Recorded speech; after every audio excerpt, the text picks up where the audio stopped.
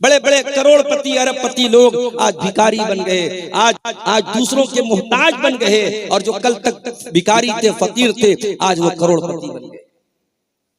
कभी दौलत पर गुरूर मत करना, कभी अपनी खूबसूरती पर गुरूर मत करना।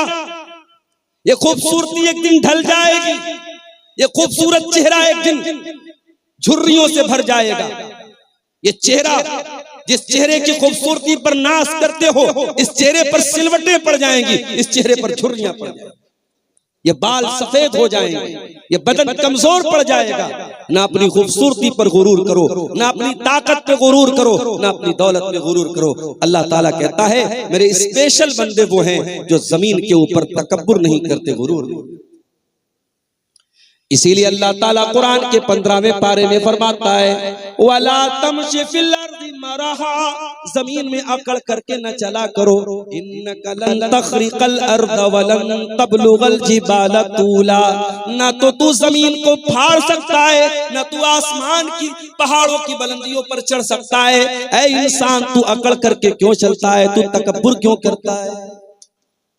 4 पैसे आ गए, जरा सी समाज में इज्जत मिल गई तो अपने स्टेटस पर, अपने मकाम पर, अपने ओहदे पर, अपनी कुर्सी पर कोई गुरूर न करे। गुरूर करना इब्लीस का तरीका है, तकब्बुर करना इब्लीस का तरीका है, और अपने आप को डाउन रखना, अपने आप को कमजोर समझना, अपने आप को छोटा समझना, ये नबियों की सुन्नत है मेरे प्यारे से। अरे भाई इतना बोल रहे तो नीचे कर दो भाई, क्यों बिला वजह की टेंशन पैदा? जो थोड़ा ऊंचा ऊंचा स्टैंड थोड़ा नीचा करो, थोड़ा नीचा करो। तकब्बुर करना और गुरूर करना ये शैतान की अलामत है मेरे प्यारे से।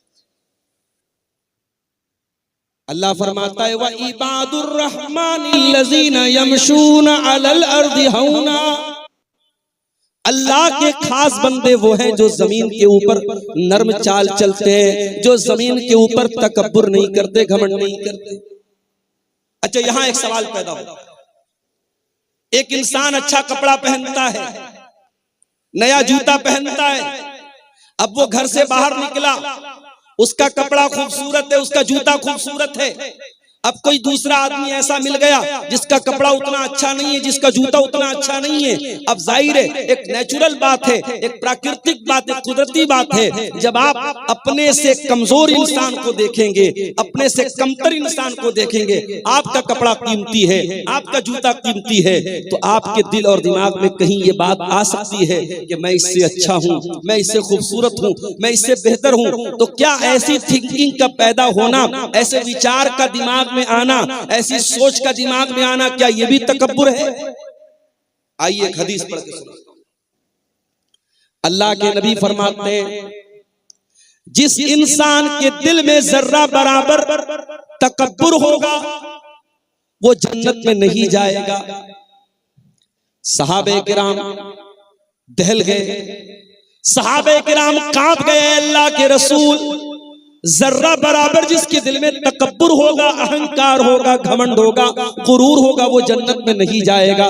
ऐ अल्लाह के नबी, हम में से हर इंसान चाहता है उसका कपड़ा अच्छा हो, हर इंसान चाहता है उसका जूता अच्छा हो, अच्छा जूता पहन के निकले, अच्छा कपड़ा पहन के निकले। अब किसी दूसरे को देख करके अगर अपने आप को बड़ा समझ लिया तो ऐ अल्लाह के नबी, ये तो बड़ा घाटे का सौदा है। एक जरा सा तकब्बुर पैदा होगा और इंसान जहन्नम में चला जाएगा।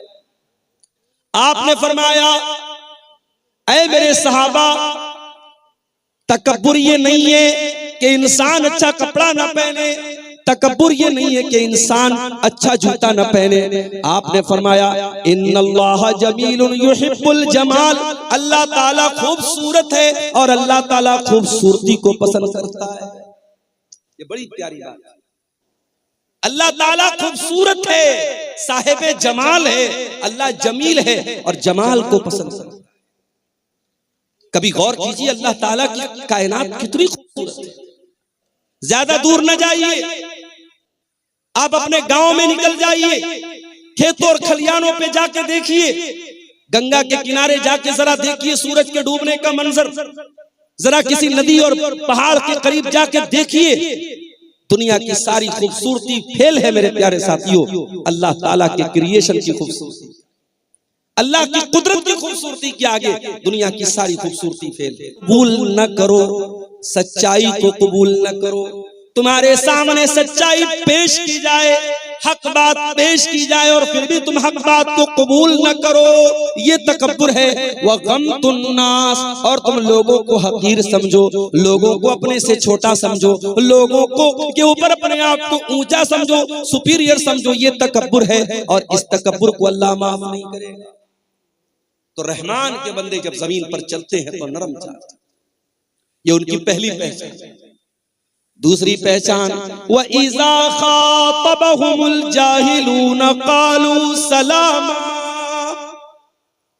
और रहमान के बंदों की दूसरी पहचान ये है, जब जाहिल उनके मुंह लगते हैं, जब जाहिल उनसे कन्वर्सेशन करते हैं, जब जाहिल उनसे बातचीत करते हैं और जिहालत पर उतर जाते हैं, तो ईंट का जवाब पत्थर से नहीं देते, वो शेर का जवाब सवा शेर से नहीं देते, वो जाहिल का जवाब खामोशी से देते हैं, वो सलाम कह करके आगे गुजर जाते हैं।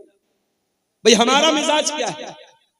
हमारा मिजाज तो यही है कि हम किसी से कम थोड़ी, उसने हमें कैसे बोल दिया, उसने हमें कैसे उल्टा सीधा बोल दिया, हम तो ईंट का जवाब पत्थर से देंगे, हम तो शेर का जवाब सवा शेर से देंगे। नहीं, अल्लाह कह रहा है कि मेरे स्पेशल बंदे ऐसे नहीं है। वइज़ा खातबहुमुल जाहिलून क़ालू सलामा, वो जाहिल का जवाब जिहालत से नहीं देते, वो गलत का जवाब गलत से नहीं देते। हमारी अक्सर लड़ाई क्यों होती है? हमारी रिश्तेदारियों में जो फूट पड़ती है, जो दुश्मनी होती है, क्यों होती है? उसने मुझे बोल दिया, उसने मुझे ऐसा कह दिया, उसने मेरे साथ ऐसा कर दिया, उसने अपनी लड़की की शादी में मुझको नहीं बुलाया, उसने अपने यहाँ दावत में नहीं बुलाया, हम भी नहीं बुलाए। यही तो होता है। अल्लाह के नबी के पास एक आदमी आया, उसने कहा अल्लाह के नबी, मेरे कुछ रिश्तेदार हैं, मैं उनके साथ अच्छा सलूक करता हूं, वह युसीऊना इलैया, वो मेरे साथ बुरा सलूक करते हैं। ऐ अल्लाह के नबी, मैं उनके साथ अच्छा मामला करता हूं, वो मेरे साथ जिहालत का मामला करते हैं। मैं उनके साथ नरमी का मामला करता हूं, वो मेरे साथ सख्ती का मामला करते हैं। आपने फरमाया, ऐ मेरे सहाबी, जब तक तू इस हाल में, जिस हाल में तू बता रहा है, तब तक अल्लाह ताला की तरफ से एक फरिश्ता बराबर तेरी मदद करता रहेगा। और जब तक तू ऐसा काम कर रहा है, तू अपने उन रिश्तेदारों के मुंह में जहन्नम की राख भर रहा है, जहन्नम की आग भर रहा है, क्योंकि वो तेरे नरमी के मुकाबले में सख्ती करके और तेरे एहसान के बदले बदसलूकी करके वो जहन्नम के हकदार बन रहे हैं, लेकिन तू जन्नत में अपना ठिकाना बना रहा है। ये इस्लाम का अखलाक है। अभी लखनऊ के अंदर क्रिसमस का त्योहार हमारे ईसाई मजहब के लोग मना रहे थे, उनके चर्च के पास दूसरे मजहब के लोग आए और वहां पे हुड़दंग मचाने लगे, बदतमीजी करने लगे। माफ कीजिए, हालांकि वो लोग मुसलमान नहीं थे, लेकिन ये बदतमीजी कि किसी दूसरे मजहब के त्योहार के मकाम पे जाकर अपने मजहब की का जो है प्रचार करना और वहां चीखना चिल्लाना, ये अखलाक के भी खिलाफ है, मानवता के भी खिलाफ है। आज मुल्क में नफरत का माहौल इस कदर बढ़ चुका है कि आज कभी मस्जिदों के सामने, कभी चर्च के सामने और कभी किसी दूसरे मजहब की इबादतगाह के सामने जाकर इस तरीके की बदतमीजी। इस्लाम के अंदर इस जिहालत की कोई गुंजाइश नहीं। इस्लाम जाहिलों का मजहब नहीं है, इस्लाम बदतमीजी का मजहब नहीं है, इस्लाम अखलाक का नाम है, इस्लाम किरदार का नाम है, इस्लाम कैरेक्टर का नाम है। मेरे प्यारे साथियों, जाहिल का जवाब भी आपको जहालत से नहीं देना है, गाली का जवाब भी आपको गाली से। यहूदी बहुत बड़े कमबख्त थे, बहुत बड़े बदतमीज थे, गुस्ताख थे।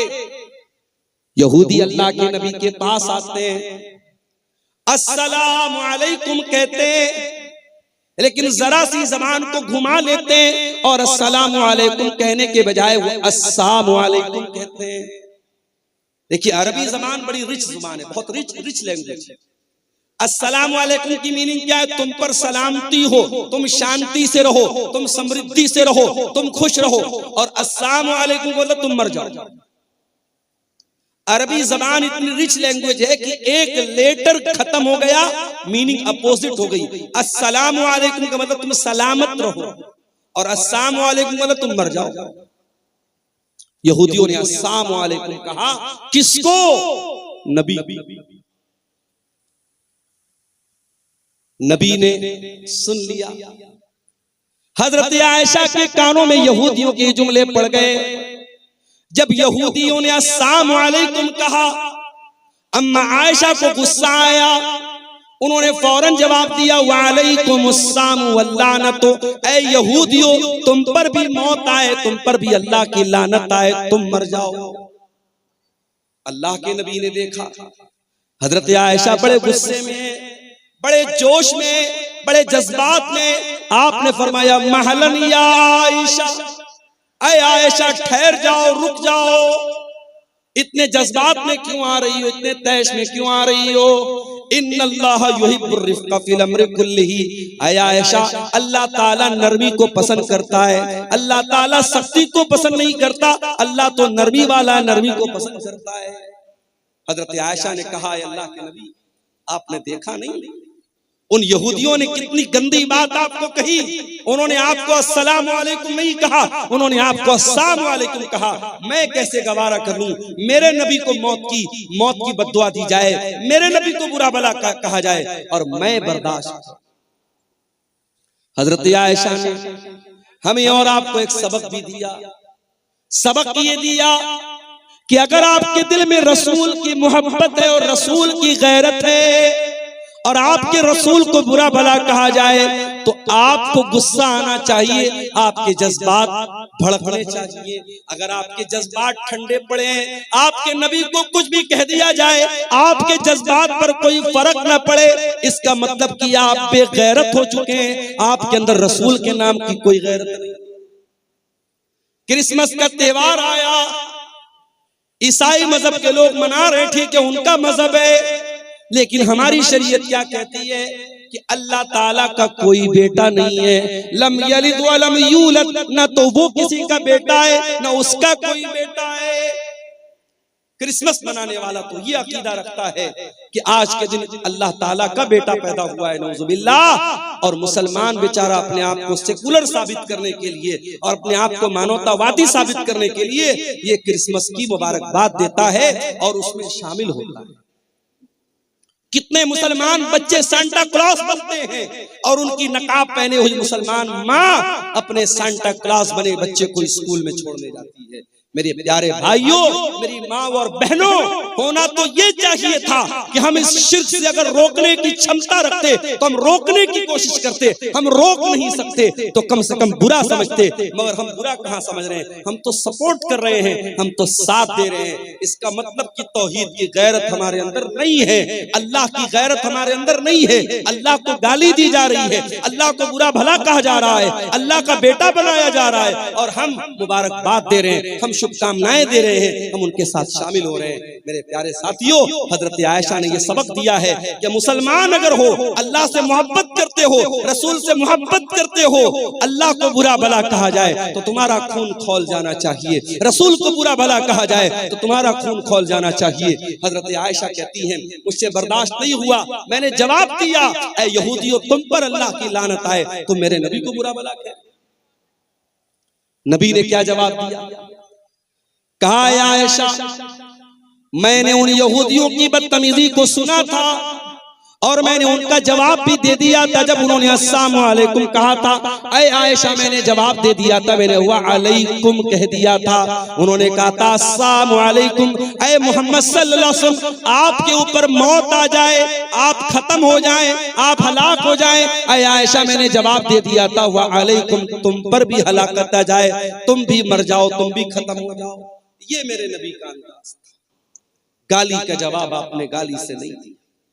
मेरे भाइयों, ये अखलाक आज अपने देश में, अपने इलाके में, अपने स्टेट में, अपने गांव में, अपने खानदान में, अपने परिवार में ये अखलाक पैदा करो। अपने बच्चों को ये अखलाक सिखाओ।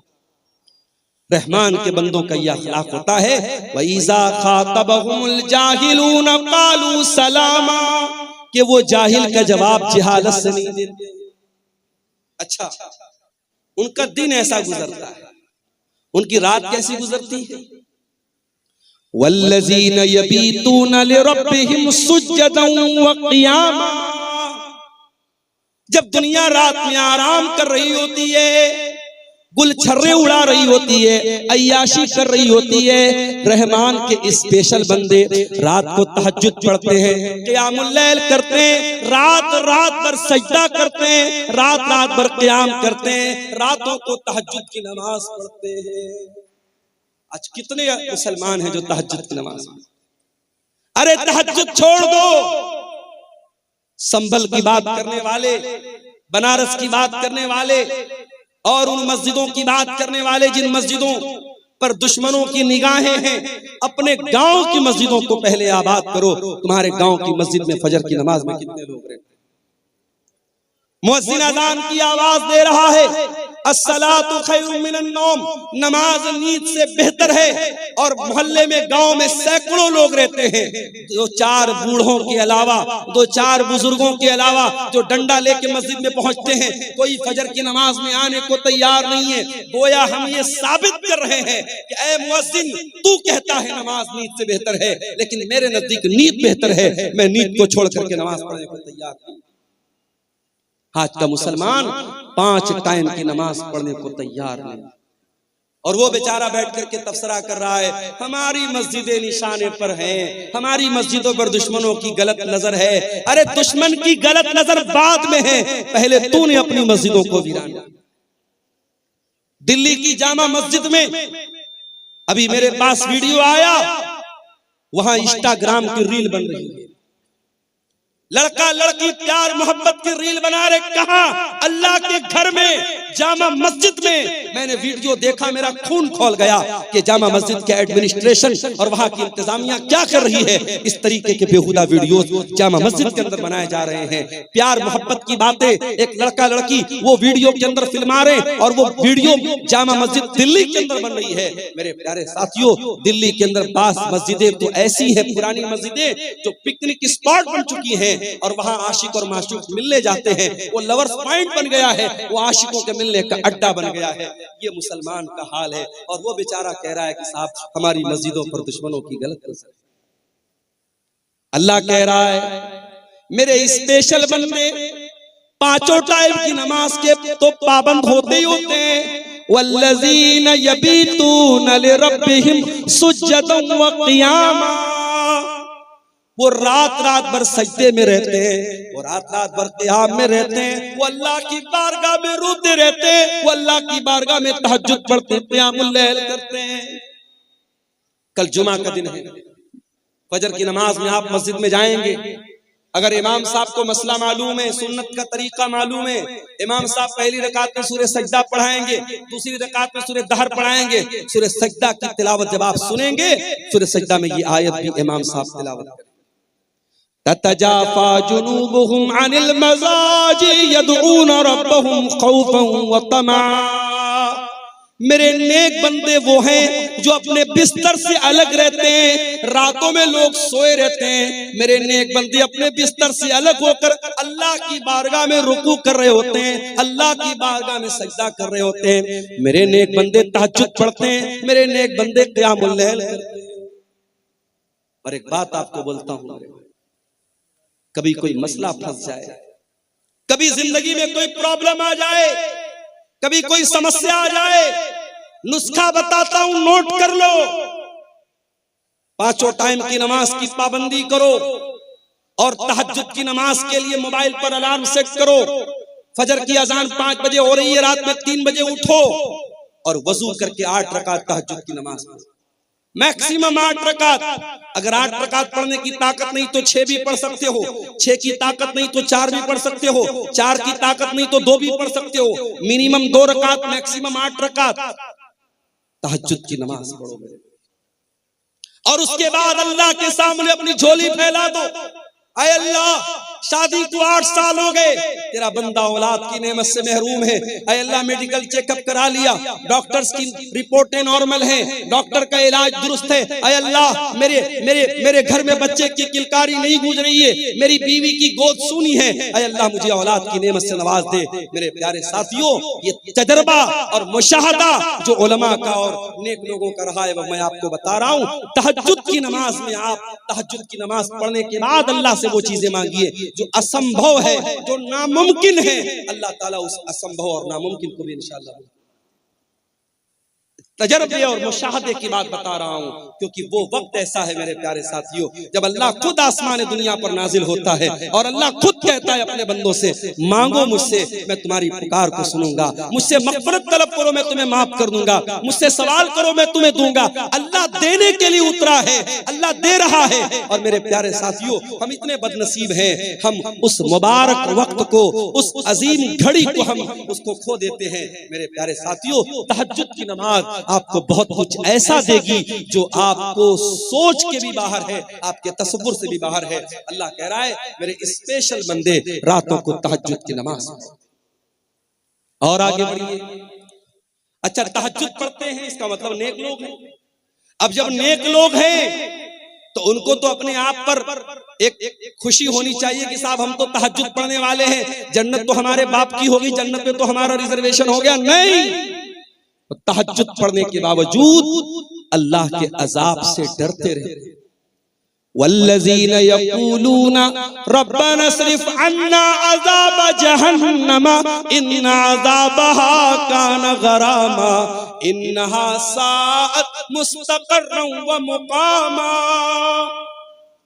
रहमान के खास बंदे तहज्जुद की नमाज पढ़ते हैं, रात रात भर जागते हैं, लेकिन फिर भी अल्लाह से दुआएं करते हैं कि ऐ परवरदिगार तू जहन्नम के अजाब से हमको बचा ले। इन्ना अज़ाबहा काना गरामा, जहन्नम का अजाब तो चिमट जाने वाला है, जहन्नम का अजाब तो चिपक जाने वाला है, जहन्नम का अजाब तो छोड़ने वाला नहीं है, जहन्नम की अजाब तो जान छोड़ने वाला नहीं है। आज 2-4 लाख रुपया हमने मस्जिद में दे दिया, 2-4 लाख रुपया हमने मदरसे में दे दिया, कोई जलसा करा दिया, कोई मस्जिद बनवा दी, कोई यतीमों की मदद कर दी, तो हम उतने ही पर बड़े फख्र से, बड़े गुरूर से हम अपने आप को समझते हैं कि साहब हमने तो बहुत बार तीर मार लिया, अब तो जन्नत हमारे बाप की हो गई। नहीं मेरे प्यारे साथियों, ये बहुत ही खतरनाक किस्म का तकब्बुर है कि इंसान अपनी नेकियों को, अपने नेक अमाल को अपनी नजात के लिए फाइनल समझे कि हाँ मैंने नेकी कर ली तो मेरी नजात हो गई। इंसान को नेकी करके भी डरना चाहिए, पता नहीं अल्लाह ताला ने उसकी नेकी कबूल की है।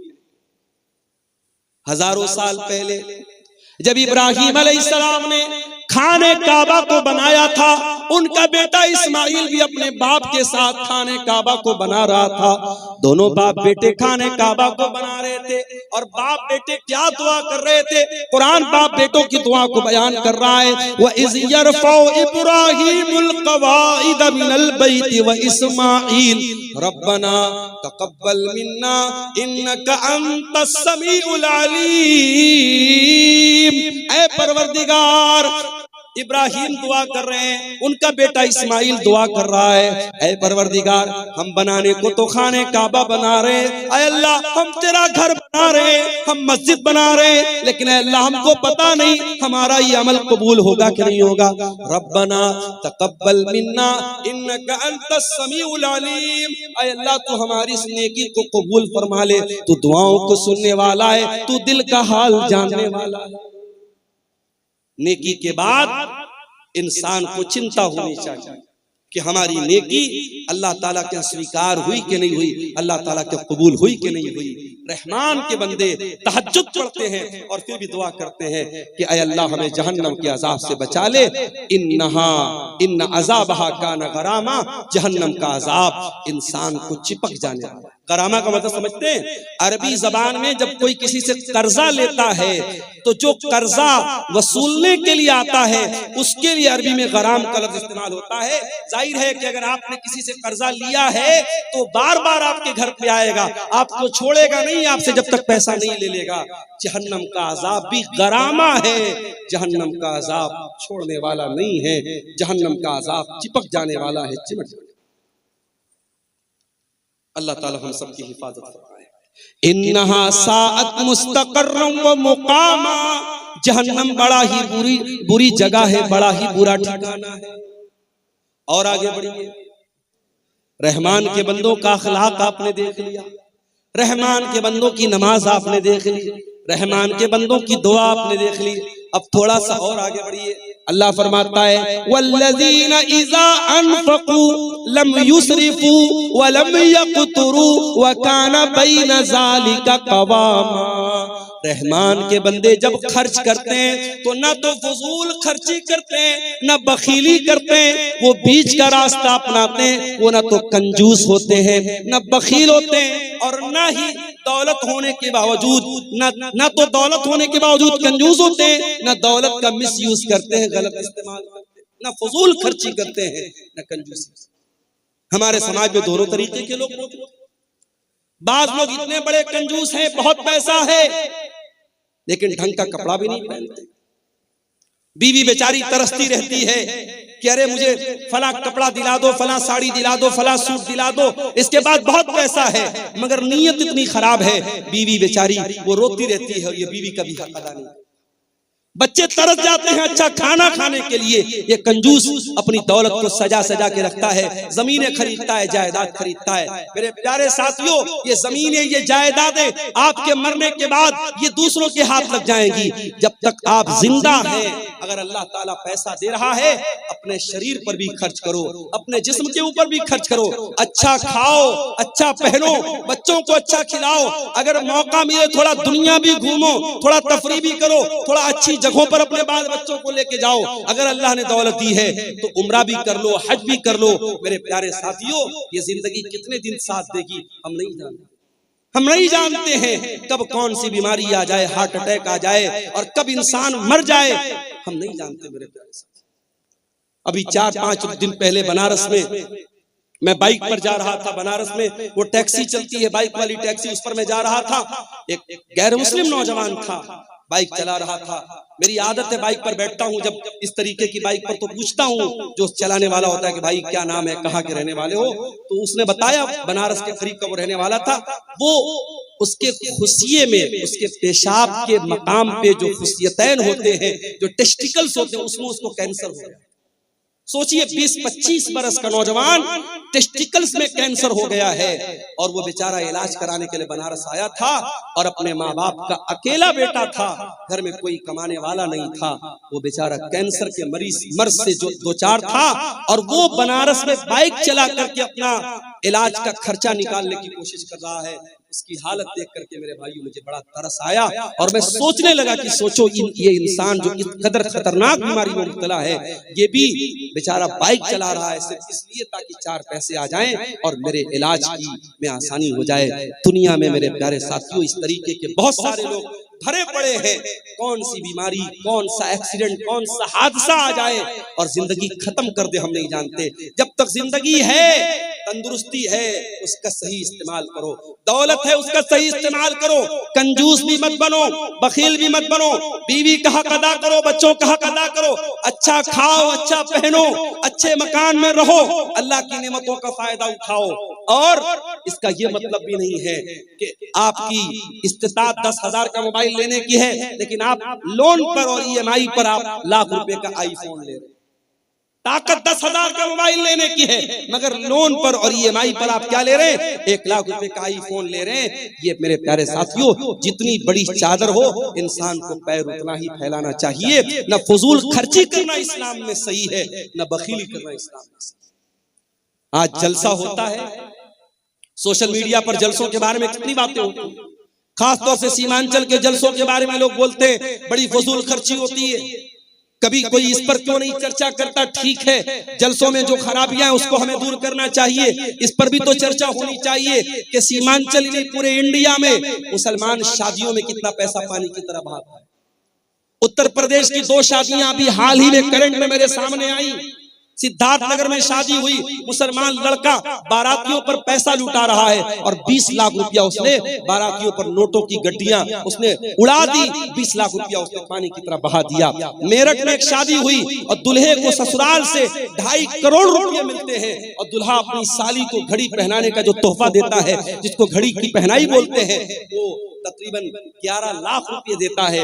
मौलवी साहब को निकाह पढ़ाने का 11 लाख रुपया दिया जाता है। क्या ये इसराफ नहीं है? क्या ये फजूल खर्ची नहीं है? अपने नाम के लिए, अपनी शोहरत के लिए, अपने आप को प्रसिद्ध करने के लिए और मशहूर करने के लिए आज मुसलमान पैसा पानी की तरफ बहाता है। मेरे प्यारे साथियों, अल्लाह क्या इसका भी हिसाब देना पड़ेगा।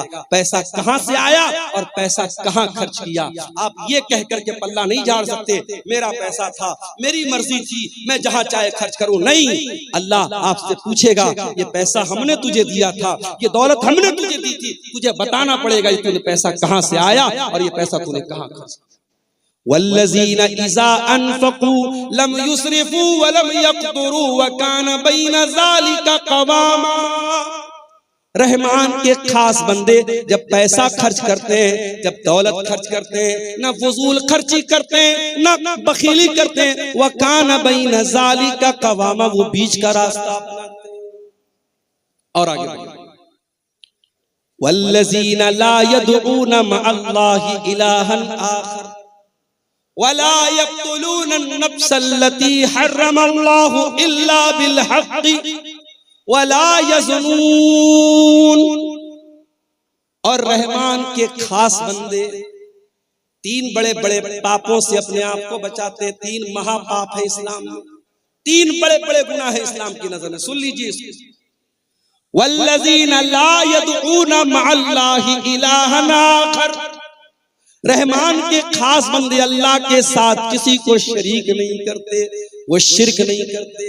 उनका हाथ अगर उठता है अल्लाह के सामने उठता है, वो सजदा करते हैं तो अल्लाह की बारगाह में सजदा करते हैं। वो किसी कब्र पे सजदा नहीं करते, किसी मजार पे सजदा नहीं करते, किसी पत्थर के बुत के आगे सजदा नहीं करते। वो लाल काले पीले धागों को मुश्किल कुशा नहीं समझते।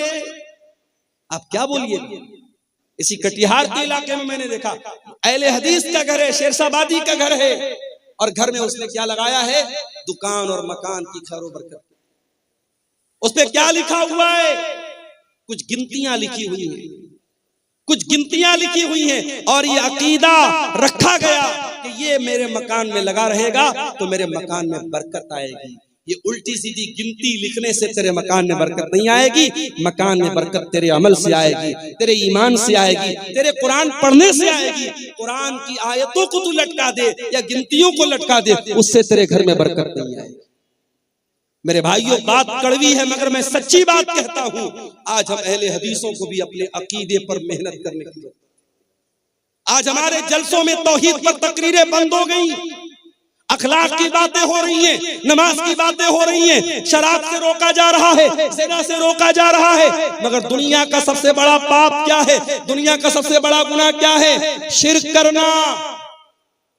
आज कितनी मुसलमान लड़कियां हैं, कॉलेजों में पढ़ रही हैं, हिंदू सहेली के साथ वो पढ़ रही है, उसका कोई त्योहार आया, उसने किसी गैर मुस्लिम का त्योहार आया, मुसलमान लड़की स्कूल और कॉलेज में पढ़ रही है, उसके त्योहार में बाकायदा शामिल होती है और उसके मजहबी इबादत में शामिल होती है।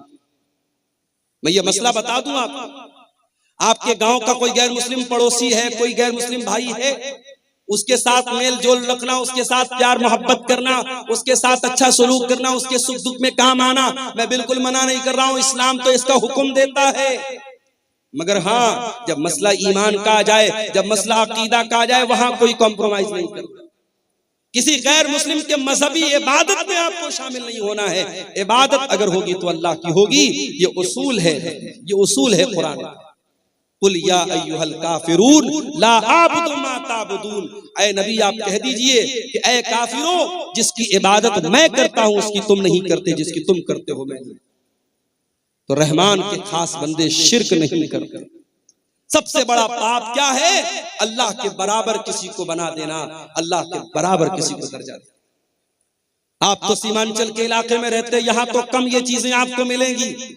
आप जरा सा उत्तर प्रदेश में आइए, जरा कलकत्ता चले जाइए, जरा आप मालदा साइड में, बारसोई साइड में आप चले जाइए, आपको जगह जगह शिर्क के अड्डे मिल जाएंगे। मुसलमान किस किस चीज के आगे सर झुका रहा है आप यकीन नहीं कर सकते। एक मुसलमान रास्ते में जा रहा था, उसके एक पैर का जूता टूट गया। अब एक पैर का जूता पहन के तो वो चल नहीं सकता था, उसने मारे गुस्से में अपने जूते को एक पेड़ के ऊपर फेंक दिया। 1 साल के बाद जब वो मुसलमान उस जगह से गुजरा, देखा कि पूरे पेड़ पर ढेर सारे जूते पड़े हैं। उसने किसी से पूछा, भाई इस पेड़ पर इतने सारे जूते कहां से आए? कहा कि नहीं मालूम, बस कोई आदमी यहाँ से गुजरा था, देखा कि इस पेड़ पर एक जूता पड़ा है, तो लोगों ने आपस में ये धारणा बना ली, अकीदा बना लिया कि इस पेड़ के ऊपर जूता लटकाने से बिगड़ी बन जाएगी, मुसीबत दूर हो जाएगी, मन्नत पूरी हो जाएगी। अब जूते पर जूता लटकाया। ये मुसलमान का अकीदा है। मुसलमानों के अकीदे में इतना बिगाड़ है मेरे प्यारे साथियों, कहीं बिल्ली की कब्र है, कहीं घोड़े का मजार है, कहीं पागल बाबा का मजार है, और वहां जाके मुसलमान सर झुका रहा है। अल्लाह कह रहा है मेरे खास बंदे अल्लाह के साथ शिर्क नहीं करते। वल्लज़ीना ला यदऊना मा अल्लाहि इलाहन आखर, मेरे स्पेशल बंदे अल्लाह के साथ शिर्क। दूसरा गुनाह, वला यक़्तुलून नफ्सल्लती हर्रमल्लाहु इल्ला बिल हक़्क़ि, और अल्लाह के खास बंदे किसी निर्दोष की हत्या नहीं करते, किसी बेकसूर को कत्ल, किसी इनोसेंट पर्सन का मर्डर नहीं करते, किसी बेकसूर की हत्या नहीं करते। इस्लाम किसी बेकसूर की हत्या करने की इजाजत नहीं देता है। अभी एक वाक़या आया, एक मुसलमान, अपने आप को सो कॉल्ड मुसलमान कहने वाले इंसान ने गाड़ी के जरिए कई लोगों को कुचल दिया, और पता लगा कि वो आदमी पहले सऊदी में रहता था। सऊदी हुकूमत ने साफ बयान दे दिया उस इंसान का हमसे कोई ताल्लुक नहीं है, और वैसे भी वो मुसलमान नहीं था, मुल्हिद इंसान था, दीन बेजार इंसान था। मेरे प्यारे साथियों, कोई मुसलमान इस तरीके की हरकत अगर करे, किसी बेकसूर की हत्या करे, किसी निर्दोष को मार दे, तो कान खोल करके सुन लो, इस्लाम का उससे कोई संबंध नहीं है। इस्लाम बेकसूरों की जान लेने की शिक्षा नहीं देता है। इस्लाम के नजदीक बहुत बड़ा क्राइम है, बहुत बड़ा गुनाह है किसी की जान लेना। हाँ, इस्लाम में 3 ऐसे मकामात हैं जहां किसी की जान ली जा सकती है, ये भी याद रखो। इस्लाम में 3 लोगों को कत्ल किया जा सकता है। नंबर 1, अस्सय्यिबुज़्ज़ानी, शादीशुदा इंसान अगर जिना कर रहा है और इस्लामी हुकूमत है, चाहे वो मर्द हो चाहे वो औरत हो, इस्लामी हुकूमत के अंदर शादीशुदा जानी की सजाए मौत है, उसे रज्म किया जाएगा, पत्थरों से मार मार के खत्म। नंबर 2, अल क़त्ल बिल क़त्ल, अगर किसी ने किसी की हत्या की है तो हत्यारे को उस हत्या के बदले, उस कत्ल के बदले हत्यारे को कत्ल किया जाएगा, कातिल को कत्ल किया जाएगा, कातिल से क़िसास किया जाएगा, उसको भी इस्लाम में उसकी इजाजत दी गई। और नंबर 3, अल मुफारिक़ु लिदीनिही, इस्लामी हुकूमत के अंदर अगर कोई मुसलमान रहता है, वो इस्लाम को फॉलो करते करते अगर इस्लाम को छोड़ देता है और किसी दूसरे मजहब को स्वीकार कर लेता है, मुर्तद हो जाता है, मुशरिक हो जाता है, काफिर हो जाता है, अगर इस्लामी हुकूमत के अंदर ऐसा काम करता है तो इस्लाम में मुर्तद की सजाए मौत है। इस्लाम ये कहता है अगर आप इस्लामी हुकूमत में रहते हैं, आप इस्लाम को छोड़ के किसी और मजहब पर अमल करते हैं, कोई मसला नहीं है, आप रह सकते हैं। लेकिन अगर आप इस्लाम को फॉलो करते हैं और इस्लामी हुकूमत के अंदर रहते हुए आप अगर मुर्तद होते हैं, अल्लाह के दीन को छोड़ करके कोई और दीन अपनाते हैं, तो फिर ये माफी के लायक जुर्म नहीं है, ये माफ करने के लायक अपराध नहीं है, और इस्लामी हुकूमत में उसकी सजाए मौत है। ये 3 गुनाह ऐसे हैं जिन पर इस्लाम में कत्ल करने की इजाजत दी गई है। अल्लाह कह रहा है वला यक़्तुलून नफ्सल्लती हर्रमल्लाहु इल्ला बिल हक़्क़ि, मेरे नेक बंदे वो हैं, मेरे स्पेशल बंदे वो हैं जो किसी निर्दोष की हत्या नहीं करते, वला यज़ून, और जिना नहीं करते। ये तीसरा बड़ा गुनाह है। जिना करना, बदकारी करना, शर्मगाह का गलत इस्तेमाल करना, ये जिनाकारी और बदकारी इस्लाम की नजर में तीसरा बड़ा गुनाह है। इसीलिए जब अल्लाह के नबी से पूछा गया, आए अल्लाह के नबी, अल्लाह के नजदीक सबसे बड़ा गुनाह क्या है? आपने फरमाया सबसे बड़ा गुनाह यह है कि तुम अल्लाह के बराबर किसी को करार दे दो। पूछा गया, आए अल्लाह के नबी, उसके बाद दूसरा सबसे बड़ा गुनाह क्या है? आपने फरमाया अपनी औलाद को कत्ल कर देना इस डर से कि वो औलाद तुम्हारे साथ खाए। अब यहां एक मसला पैदा होता है, क्या फैमिली प्लानिंग करने की इस्लाम में इजाजत है? 2 लड़के हैं मेरे, अभी मैं तीसरा लड़का नहीं चाहता, अभी 2 लड़कों को पालना मेरे लिए मुश्किल हो रहा है, तीसरा लड़का मैं नहीं चाहता, तीसरी औलाद नहीं चाहता, क्या फैमिली प्लानिंग कर सकता हूं? ये बड़ा ही नाजुक मसला है। फैमिली प्लानिंग कर सकते हैं कि नहीं कर सकते हैं, ये बड़ा ही नाजुक मसला है।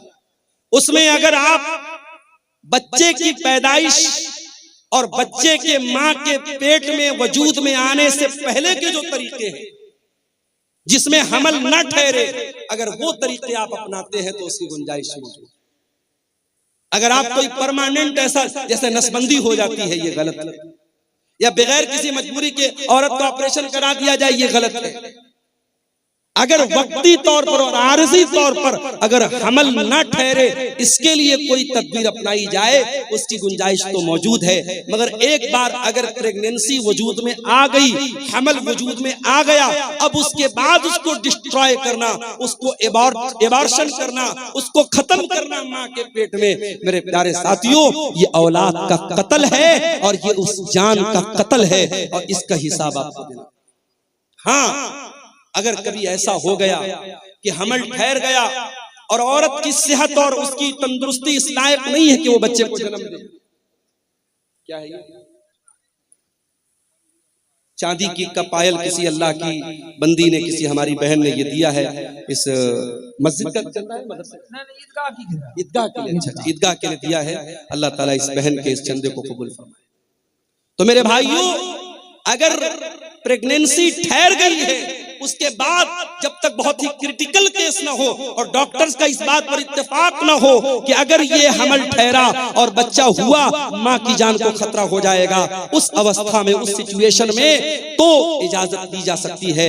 नॉर्मल हालात में अगर हमल ठहरा है, उसको कोई खत्म करता है तो ये भी औलाद का कत्ल है। अल्लाह के नबी फरमाते हैं दूसरा बड़ा गुनाह क्या है? औलाद को कत्ल कर देना इस डर से कि वो आपके साथ। और खबरदार, कोई ये ना सोचे अपनी औलाद को हम खिलाते हैं, नहीं। मैंने अपनी जिंदगी में तजर्बा देखा है।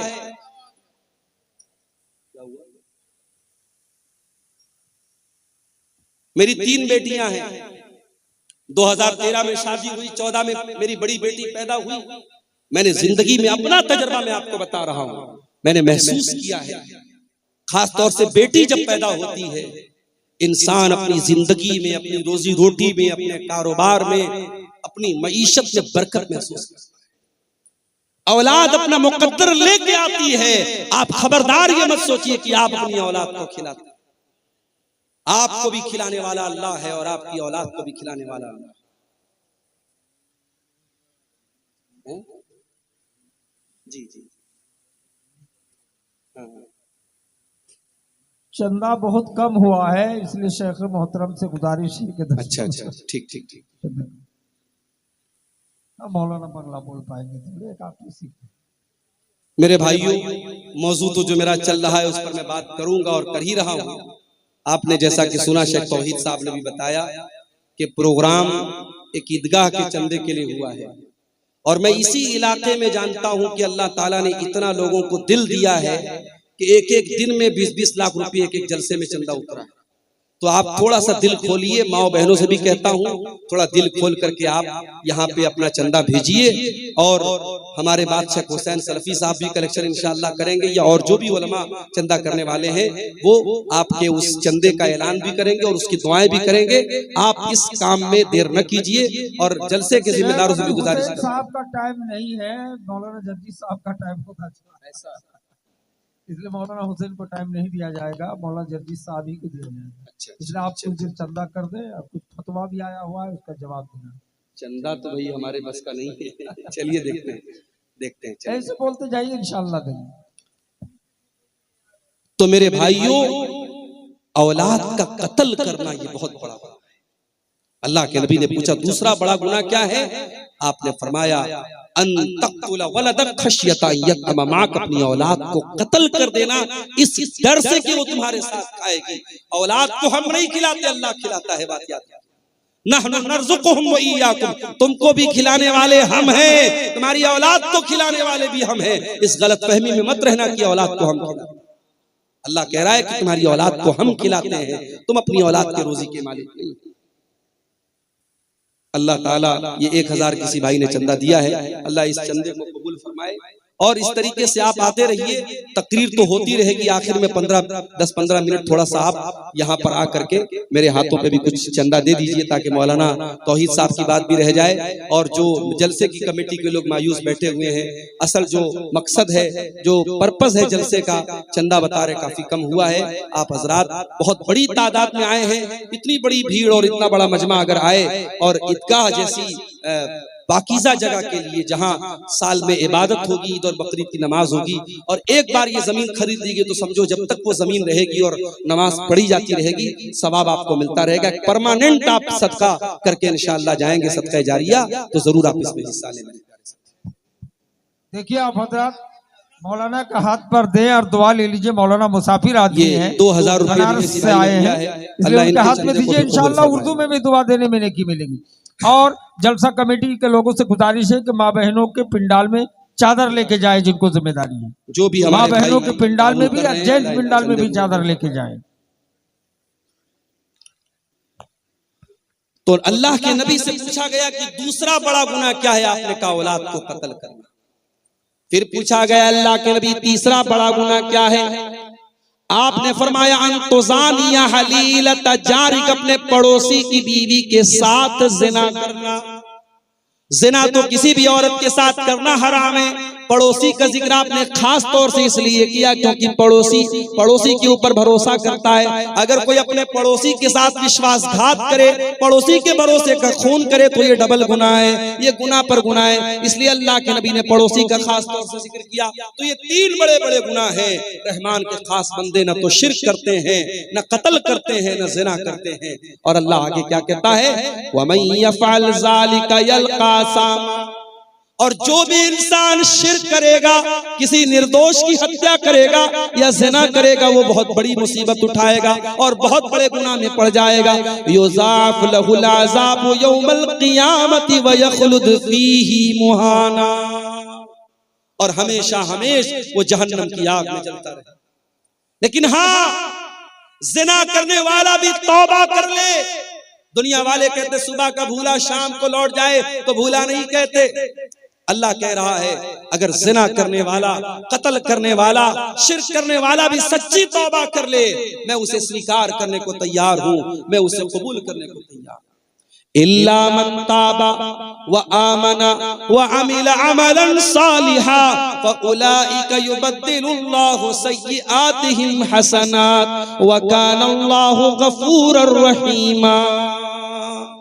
जो तौबा करेगा, जो ईमान लाएगा और जो नेक अमल करेगा, अब तक जितना गुनाह किया गुनाह कर लिया, अब तक जितना गलत काम किया कर लिया, अब तौबा कर लिया और ईमान के रास्ते पर आ गया और नेक अमल कर लिया, तो अल्लाह क्या कहता है? हम ऐसे लोगों के गुनाहों को नेकी में बदल देंगे। अब तक जितने क्राइम किए, जितने गुनाह किए, जितने पाप किए, हम उनके पापों को, उनके गुनाहों को माफ कर देंगे और उसको ट्रांसफर कर देंगे नेकियों में। मेरे प्यारे साथियों, तौबा का एक तरीका ये भी है, इंसान नमाजें पढ़े, सदका खैरात करे, अल्लाह की राह में अपनी दौलत और अपने माल को खर्च करे। अगर आपको ये महसूस होता है हाँ मुझसे जिंदगी में कुछ गुनाह हुए हैं, तो तौबा का तरीका एक ये भी है कि आप जिस तरीके से आज के इस प्रोग्राम में आपको मौका मिल रहा है कि आप ईदगाह की जमीन के लिए एक सदका जारिया आप दें, आप यहाँ पे आएं और अपना चंदा जरूर लिखवाएं और दें, ताकि अल्लाह ताला आपकी तौबा को कबूल करे। जो तौबा करेगा और नेक अमल करेगा और ईमान के रास्ते पर चलेगा, अल्लाह कह रहा है उसके गुनाहों को हम नेकियों में बदल। वमन ताबा व अमिल सालिहन फइन्नहु यतूबु इलल्लाहि मताबा। और जो इंसान तौबा करता है वो सही रास्ते पर वापस पलट जाता है, वो अपनी गाड़ी को यू टर्न लेकर के सही रास्ते पर आ जाता है। आपको कटिहार से मोहना चाँदपुर आना था, सही रास्ते पर आप चल रहे थे, अचानक गूगल मैप के चक्कर में गलत रास्ते पर चले। आजकल गूगल मैप बहुत रास्ता गड़बड़ बता देता है। अभी उत्तर प्रदेश में गूगल मैप के चक्कर में एक पुल कोई बन रहा था, अभी आधा अधूरा पुल बना था, उस पर 4 व्हीलर लेकर के एक नौजवान चला गया और पुल पर से उसकी गाड़ी गिर पड़ी और नौजवान बेचारा इंतकाल कर गया, अल्लाह को प्यारा हो गया। तो आप गूगल मैप के चक्कर में गलत रास्ते पर जब चले गए, रास्ते में एक आदमी जा रहा था, जलसे में जा रहा था, उसने कहा भाई साहब कहाँ जा रहे हैं? आपने कहा मोहना चाँदपुर जा रहा हूँ। तो उसने आपको बताया कि नहीं, अब अपनी गाड़ी को मोड़ दीजिए, आप यू टर्न ले लीजिए। तो तौबा भी यू टर्न है मेरे प्यारे साथियों। जब आप तौबा करते हैं, जब आपने गुनाह का काम किया, हमने कोई गलत काम किया, उस वक्त तक हम गलत ट्रैक पर चल रहे थे, गलत रास्ते पर चल रहे थे, जैसे ही हमने तौबा कर लिया, अल्लाह कह रहा है फइन्नहु यतूबु इलल्लाहि मताबा, हम अल्लाह के रास्ते की तरफ लौट के चले। उसके बाद फरमाया ये 3 लोगों ने 500 रुपए का ताउन इस ईदगाह की जमीन के लिए दिया है। अल्लाह तबारक व तआला इनके इस चंदे को भी कबूल फरमाए, और जो भी भाई अभी सोच विचार में पड़े हैं, अल्लाह उनको तौफीक दे के वो आए और अपनी अपनी हैसियत और कैपेसिटी के एतबार से जरूर इस कार्य खैर में हिस्सा लेकर के जाएं। मैं बात कर रहा हूँ कुरान के 19वें पारे की सूरह फुरकान की आयतों को आपके सामने पढ़ रहा हूँ, और रहमान के विशेष बंदों और खास बंदों की कुछ क्वालिटीज। कुछ है मालूम इसका क्या है? अच्छा, दुकानदारों ने दिया, माशाअल्लाह। ये झोले में कुछ रकम आई है, अब ये इसको लोग इनके बताएंगे कितनी रकम है। ये हमारे सड़क के जो दुकानदार भाई हैं, उन लोगों ने इसको आपस में कलेक्शन करके दिया है। अल्लाह ताला उनके देखिए साइड से सब आके चंदा दीजिए, मौलाना का हाथ से मुसाफा कीजिए। जरूरी नहीं है कि कोई 1-2 लाख रुपये चंदा दे तभी चंदा होता है। मस्जिदें बनती हैं, ईदगाह की जमीन खरीदी जाती है। मैंने देखा है कोई ऐसा भी अल्लाह का बंदा होता है जिसकी 100 रुपए की ताकत है, वो 100 रुपया बड़े कलेजे से लाके देता है, बड़े दिल के जज्बे के साथ लाके देता है।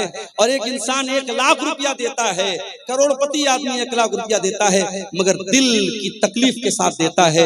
अल्लाह के यहाँ उस करोड़पति का दिया हुआ 1 लाख रुपये का चंदा वो 19 पड़ जाता है, और वो 100 रुपये का चंदा उस गरीब इंसान का अल्लाह के उसका मकाम ज्यादा बुलंद हो जाता है। इसलिए मेरे प्यारे साथियों, ये न समझना कि हम तो कोई छोटा मोटा हम क्यों अमाउंट देने जाएं। आप जो भी हो रहा है, यहाँ स्टेज पर लोग बैठ करके चंदा का कलेक्शन कर रहे हैं, आप आइए। मुझे मुनासिब नहीं लग रहा है, मौजू के बीच में बार बार डिस्टरबेंस भी हो रहा है, लेकिन मैं चाहता हूँ कि जलसे वालों की बात भी रह जाए। आप आकर के जरूर इस ईदगाह में अपना ताउन कीजिए। हमारी जलसा कमेटी के लोग भी चादर लेके जा रहे हैं, और खवातीन में भी, महिला पिंडाल में भी मैं गुजारिश करता हूँ कमेटी के लोगों से, वहाँ 2-4 औरतों को सौंप दीजिए, और चादर में आप लोग जो ताउन कर सकते हैं करें। मुझे मुनासिब नहीं लग रहा है बीच में बार बार मौजू को, टॉपिक को छोड़ करके चंदे की बात करना। मैं अपने मौजू को खत्म करके इंशाअल्लाह इस कुर्सी से उठूंगा। रहमान के खास बंदों की हम पहचान बता रहे हैं आपको, उनकी विशेषताएं बता रहे हैं, उनकी खूबियां बता रहे हैं। अल्लाह ने कहा रहमान के खास बंदे शिर्क नहीं करते, जिना नहीं करते, कत्ल नहीं।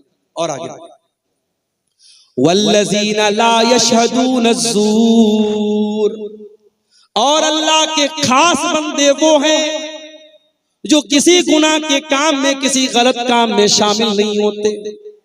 नए साल की रात आ रही है, 31 दिसंबर की रात आ रही है, बड़े बड़े शहरों में बड़े बड़े होटल बुक हो जाएंगे, नाचने गाने वालियां महंगे महंगे अमाउंट के ऊपर उनको हायर किया जाएगा, कई हजार का पास और टिकट लगाया जाएगा। और होटलों में महंगे महंगे टिकट दे करके नाच गाना देखने और शराब पीने जाने वालों में मेरे प्यारे साथियों एक बड़ी तादाद में मुसलमान नौजवान और लड़के लड़कियां भी शामिल होते हैं। कुरान क्या कहता है, वल्लज़ीना ला यशहदून ज़ूर, अल्लाह के खास बंदे झूठी गवाही नहीं देते और किसी गलत काम में शामिल नहीं होते। व इज़ा मर्रू बिल्लग़्वी मर्रू किरामा, और जब वो किसी लग़्व चीज के पास से गुजरते हैं तो शराफत से गुजर जाते हैं। आप मार्केट में जा रहे हैं, आप रेलवे स्टेशन के पास जा रहे हैं,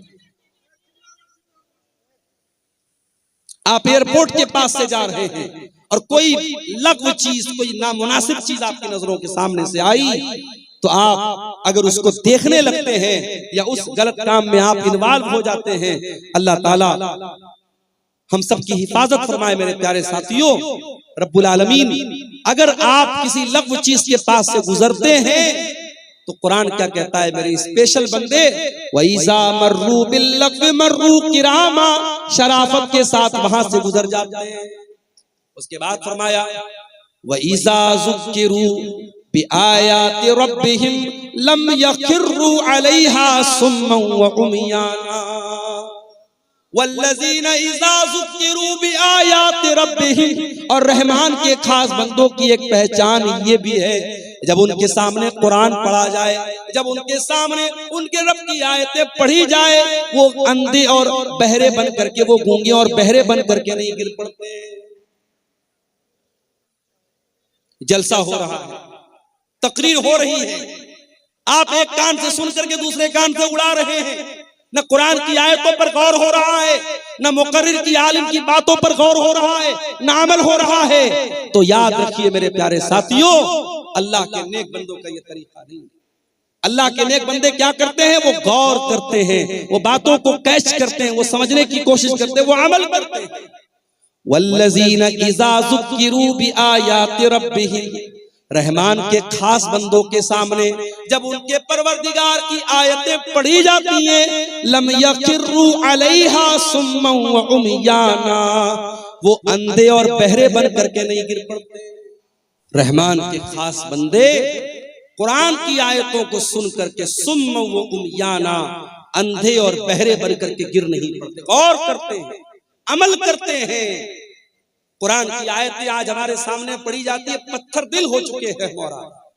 नमाज पर कितनी तकरीरें हो रही हैं, बेनमाजी वैसे के वैसे। ज़िनाकारी पर कितनी तकरीरें हो रही हैं, ज़िना के केसेस कम नहीं हो रहे हैं।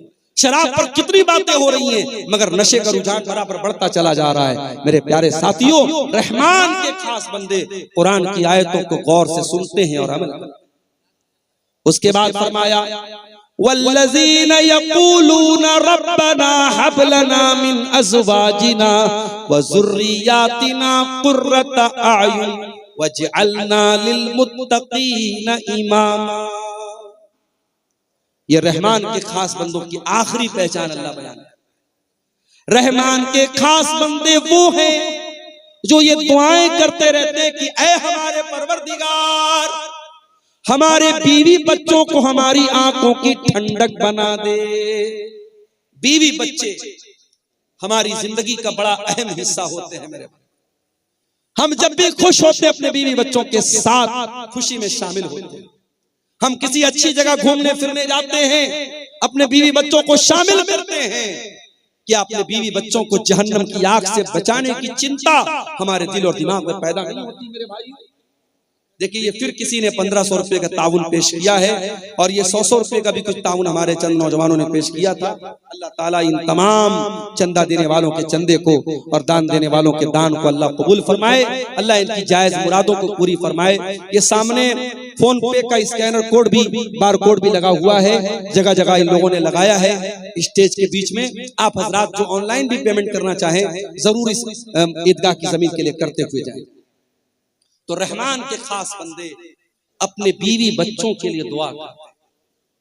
अगर आपकी बीवी दीनदार नहीं है, आपका बच्चा अगर दीन पर नहीं है, तो कम से कम कुछ नहीं कर सकते। रजाकार हजरात से गुजारिश है कि 10 मिनट के अंदर हजरत मौलाना जर्जीस साहब इटावा उनको ले आए स्टेज में। 10-15 मिनट के अंदर मौलाना जर्जी साहब को स्टेज में ले आए। तब तक मौलाना अब्दुल गफ्फार के बाद मौलाना मुश्ताक साहब बंगला में 10-15 मिनट ईदगाह के लिए चंदा करेंगे बंगला जबान पे, जो देना चाहें दे सकते हैं। रहमान के खास बंदे अपने बीवी बच्चों की चिंता करते हैं।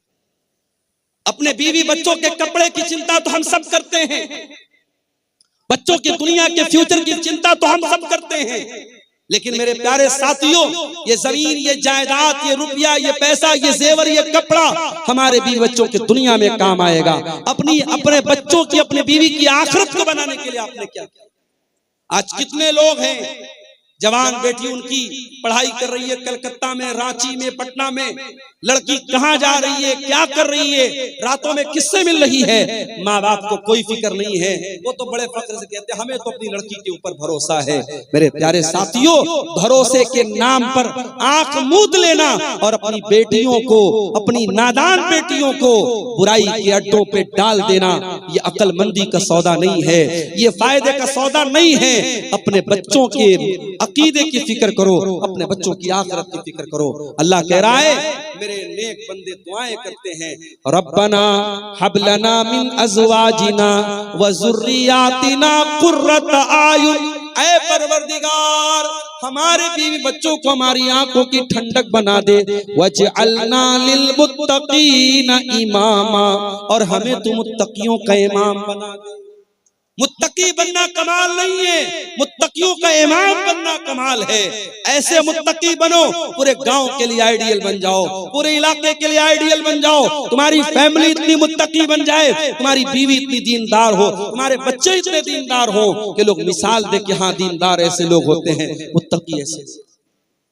इतनी सारी क्वालिटीज जिनके अंदर पैदा हो जाएं, अब अल्लाह ताला रिवार्ड क्या देगा, बदला क्या देगा, इनाम क्या देगा, पुरस्कार क्या देगा, जरा सुनिए।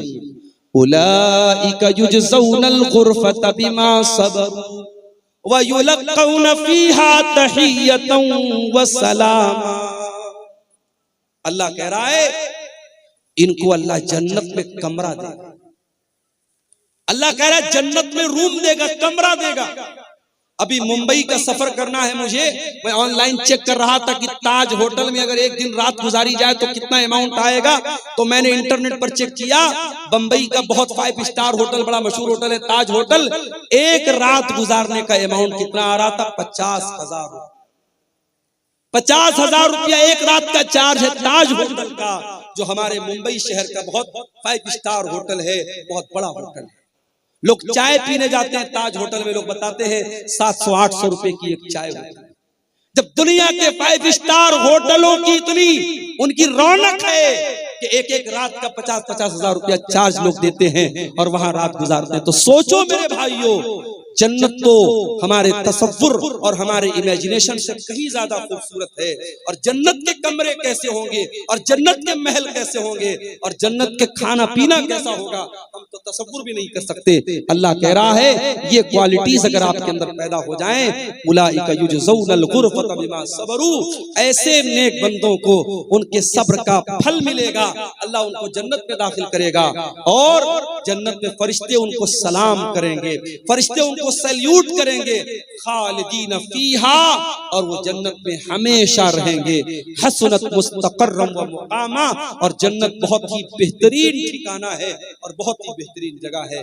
मेरे अजीजों, ये चंद बातें मैंने आपके सामने सूरह फुरकान के हवाले से, कुरान के 19वें पारे के हवाले से आपके सामने रखी है। रहमान के खास बंदों की पहचान, मैं चाहता हूं कि ये जो पहचान अल्लाह ताला ने बयान की है, इन पहचान और इन विशेषताओं को हम सब भी अपना लें, ताकि अल्लाह ताला ने जो रिवार्ड दिया है, जो बदला दिया है, अल्लाह ताला उन नेक लोगों में हमको भी शामिल फरमा दे। मेरे भाइयों, ये जाते जाते जो भाई इस ईदगाह के लिए ताउन